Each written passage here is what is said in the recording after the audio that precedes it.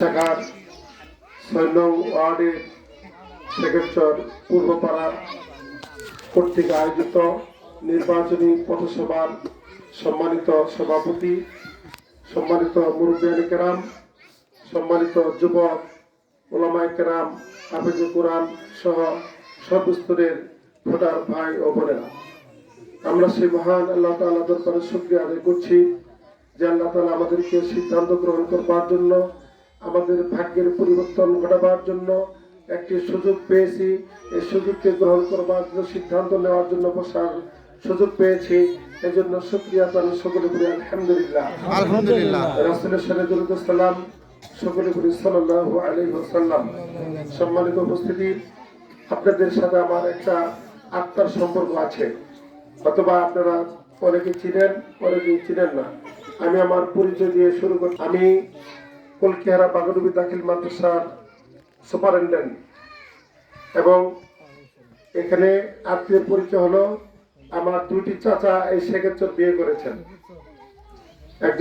একজন হলো বারেক মাস্টারের মেয়ে আব্দুল খালেক মেম্বার, আর ছোট চাচা এইচ এম সাহেব দুলাল, ওই যে কি কালা মিলিটারি, তার মেয়েকে। একদিকে আমার চাচার শ্বশুর এলাকা, আমার সেই হিসেবে কারো নাতি হয়, কারো ভাসতে হয়, কারো ভাই হয়। আবার আরেকদিকে দুটো পরিচয়, একটা হলো দাদা বিয়ে করাইছি সেক্ষেত্রে, আর একটা দাদি বিয়ে দিছি। তাহলে দুদিক থেকে নাতি হতে পারে নাকি?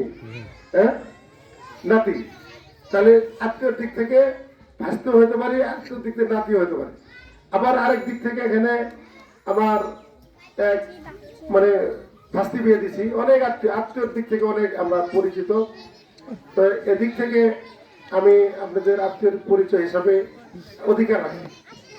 এজন্য শুরুতেই বাংলাদেশ জামাত ইসলামী দেওয়ানগঞ্জ বকশীগঞ্জ উপজেলার এমপি প্রার্থী জননেতা অ্যাডভোকেট নাজমুল হক সাইদি সাহেবের তথা দাঁড়িপাল্লা প্রতীকের প্রার্থীর সালাম দিয়ে আমি আমার বক্তব্য শুরু করতে চাই।